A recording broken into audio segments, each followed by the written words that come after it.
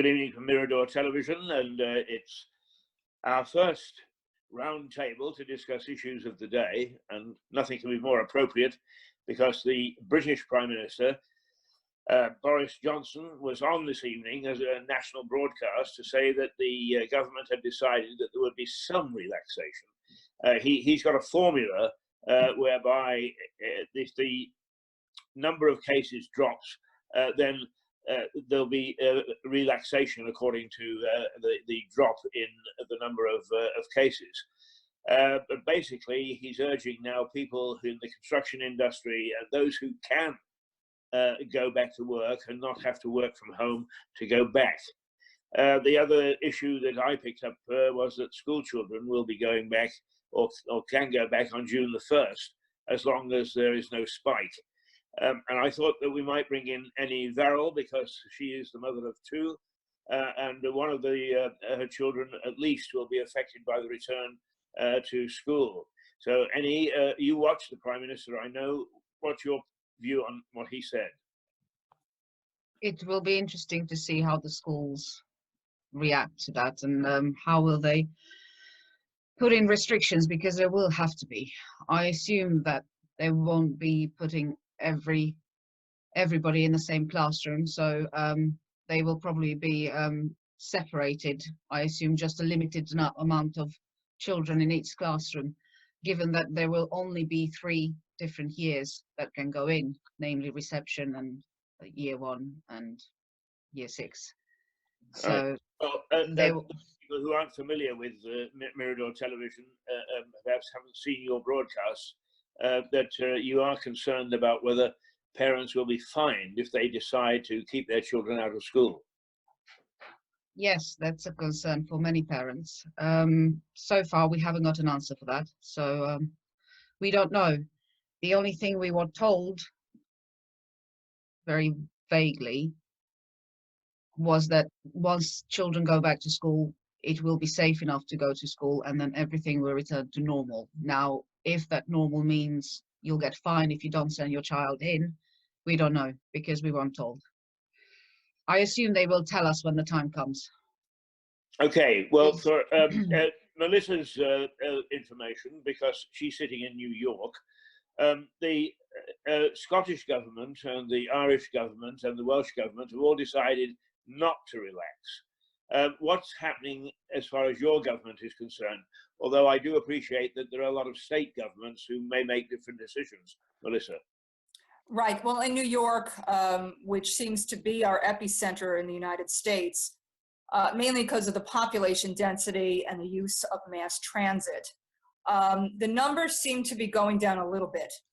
However, one of the troubling things that has come out recently, our governor mentioned that there are 85 cases of children with a rare inflammatory syndrome that is believed to be linked to coronavirus, and 3 of those children died of toxic shock.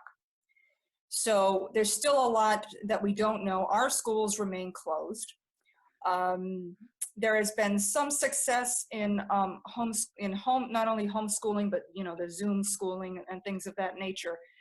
But they're also increasing nursing home protections in New York as well, because thousands are dying. So what you're seeing is because of all the protections that have taken place in New York, the numbers overall are down. In the states in the United States where they have reopened, the numbers are going back up. So I'm not an epidemiologist, but one of the things that I've read is that it's close contact that that leads to more of these cases of COVID. So not so much if you touch something that somebody touched, but it's more about close contact. So I don't know how they're going to handle the schools in England. I don't know how you're going to social distance in classrooms with children.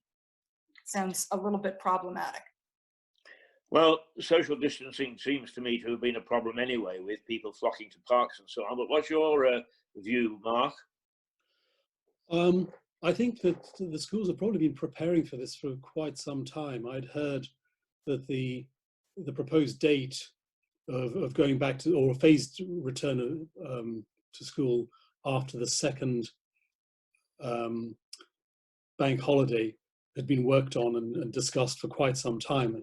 I heard it's on the circuit, people who know that head teachers and so on, that they've been briefed and have been preparing for it. So I suspect they'll have a reasonably well prepared plan on how they're going to do it. And maybe, as you say, they'll be spacing them around classes and maybe even splitting classes, only small numbers of children in the class with a fair amount of space between them.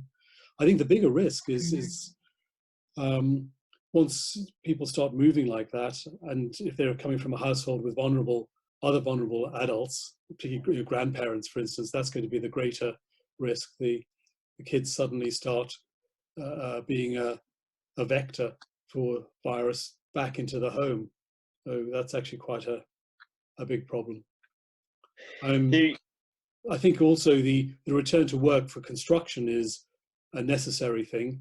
A lot of those guys involved in construction obviously can't work in any other way, and they'll probably be starting to run out of money fairly rapidly. They'll need to get back to work in order to get some money in.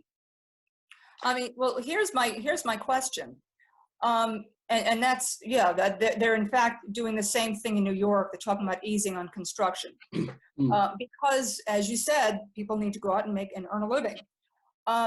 However, when you're talking about schools, there is an option to teaching students. It's not like teaching has to stop in a lockdown. Construction, certainly. I mean, you can't sit here and do construction and go make money while you're at home. You've got to go out.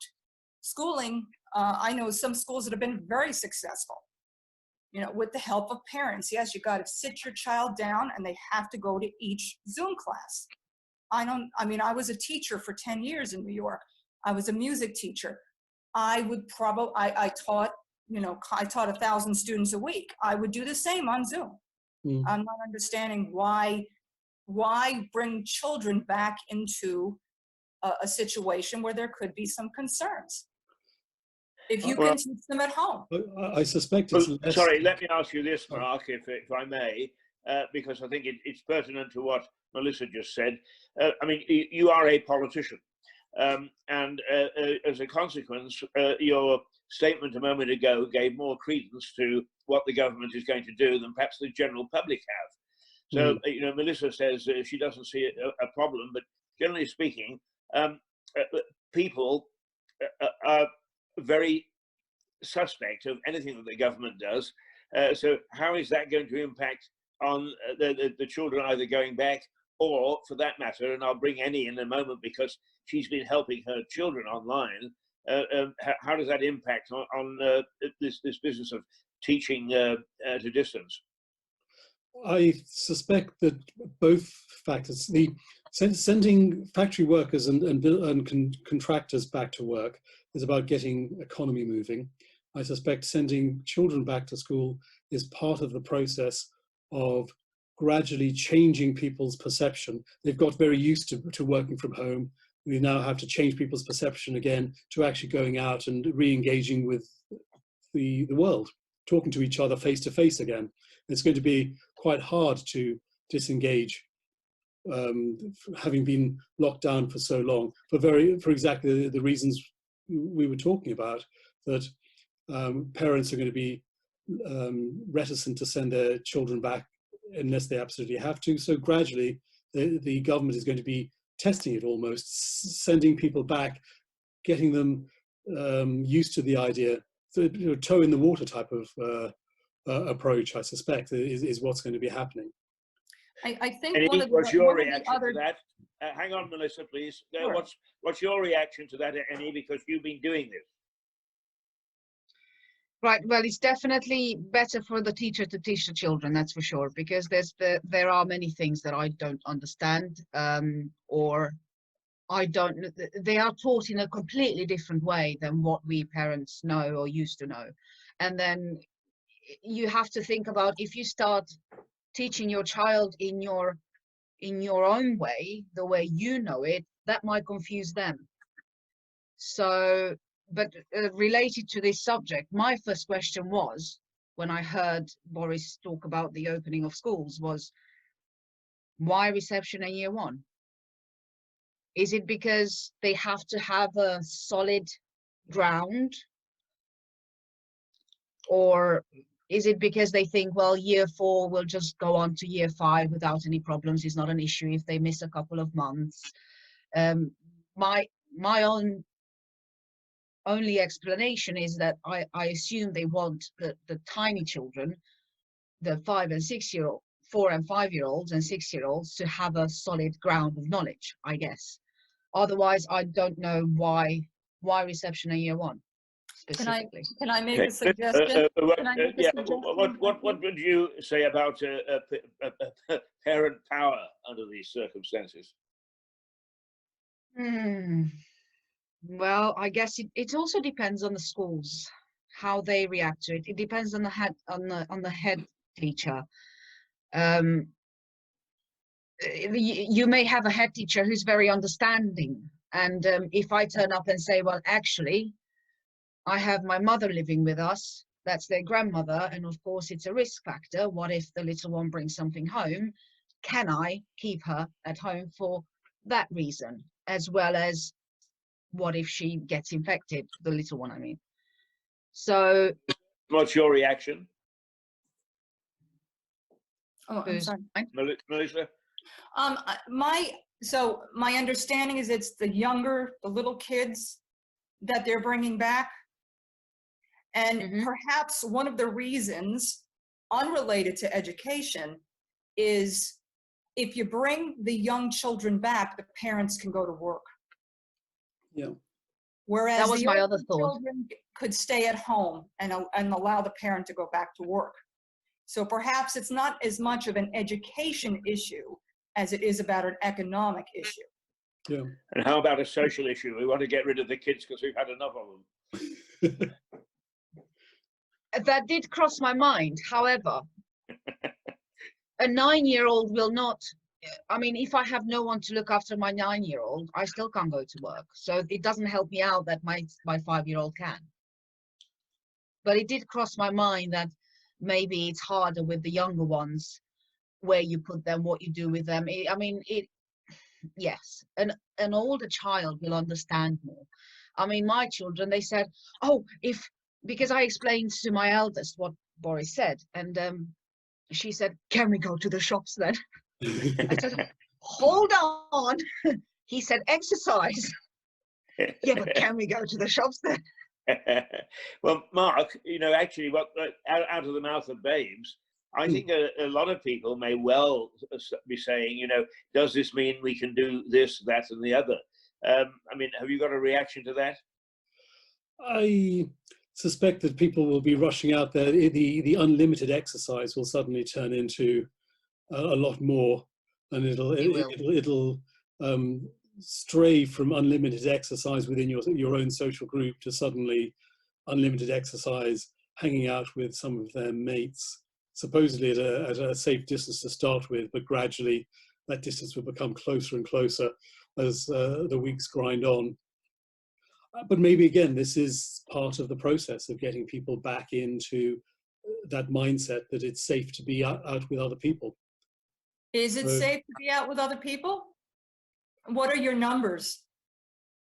Well, it's not so much the issue of the numbers. There's a secondary factor now of not just the actual risk of catching the virus, but breaking the psychological fear of going out and meeting other people. So you've always got to encourage people to go and talk and meet, and relieving. We've got 2 minutes left. Can I just go around each of you to ask how you feel that your government has handled this whole situation? Melissa, we hear a lot about President Trump and what he's done and what he hasn't done. What's your view? There's just been a lot of confusion at the top, whereas I see at the state level, it's much more organized. We know what we have to do. We know what our numbers are. There's certain guidelines. Once the numbers go to a certain level, then we have different phases. So it's much more as difficult as it has been because the numbers have been so high. I think there's been fairly good leadership at the state level. Okay, could you quickly just explain, because a lot of people won't realise that the state governments have a considerable amount of power, far more than councils do here in this country. Yes, that's correct. They certainly have all the logistical power, whereas the federal government is more of, well, supposed to be more of an aid or giving some overall direction to the states. There's been a lot of confusion at the federal level. You know, there's, you know, there have been our disease control agencies called, known as the CDC, has certain guidelines, but unfortunately the president doesn't always follow those guidelines, so there's a lot of confusion. So the states have basically stated, okay, we're on our own, we're going to handle it ourselves. Right. What's your view of how it's been handled by our government? I think lockdown should have happened sooner, mainly. Yeah. So they were slow out of the blocks. Sorry? They were slow out of Yeah. the blocks, is what you're saying. Yeah. Yes, we knew what was coming. I think they were too slow. Okay. Mark, once again, as a politician, do you want to wrap up that discussion before I have a final word? I think that it was a very difficult situation to make that call between closing down a major economy and trying to see that sort of safe route for shutting down to prevent the spread of the virus. And in the early days, they probably were trying to find a middle path. They didn't really know enough about what was going on, and they tried to find a balance between economy and health safety. So it's a difficult call. Okay, well, we've got just a few seconds left, so I will have the final word, if I may, and that is that nobody has ever bothered to talk about us 80-year-olds, and we were thrown to the wolves. Can I just say to the government, be careful, because here you've got some wolf. Thank you very much for being with us. Good night. Night. Bye-bye.